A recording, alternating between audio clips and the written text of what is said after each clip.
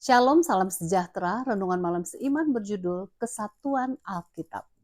Sebab tidak pernah nubuat dihasilkan oleh kehendak manusia, tetapi oleh dorongan Roh Kudus orang-orang berbicara atas nama Allah. 2 Petrus 1 ayat 21. Kita sadar bahwa kita hidup sekarang ini di zaman informasi. Sangat mudah untuk mendapatkan informasi sebab adanya teknologi modern.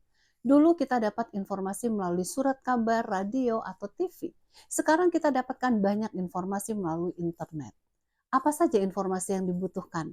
Kita dapat cari melalui online.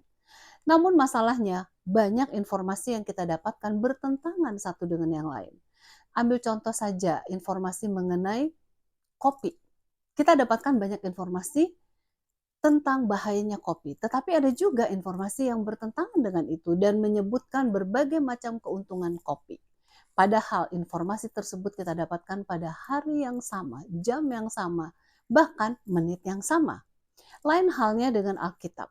Dalam kasih-Nya, Tuhan telah memberikan kepada kita Alkitab, yaitu firman Allah yang mempunyai kesatuan yang sangat ajaib.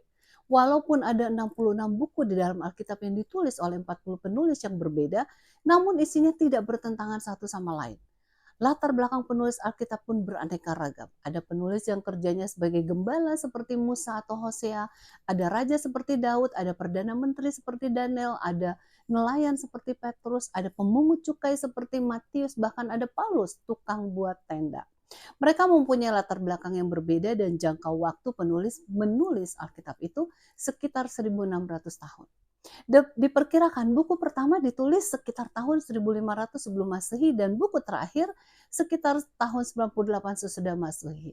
Namun isinya tidak berbeda tetapi saling mendukung satu dengan yang lain. Apakah artinya semua ini? Tidak lain ini menyatakan bahwa sumbernya adalah satu. Buku itu dalam Alkitab ditulis dengan pimpinan roh yang sama, yaitu roh Allah sendiri.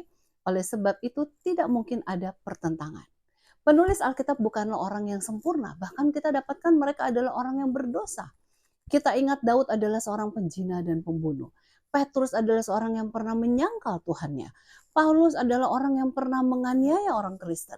Namun dalam kelemahan mereka masing-masing, mereka memandang kepada Tuhan untuk pengampunan.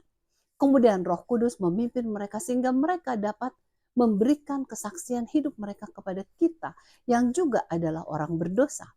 Dengan pimpinan Roh Kudus mereka menulis akan Tuhan yang penuh dengan kasih yang agung itu. Mereka menulis mengenai Tuhan yang menjadi pencipta, penebus, pelindung, dan pemelihara kita semua.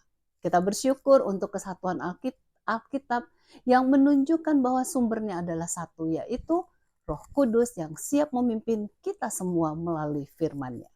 Semoga kita masing-masing dapat dipimpin oleh Tuhan setiap saat. Tuhan Yesus memberkati.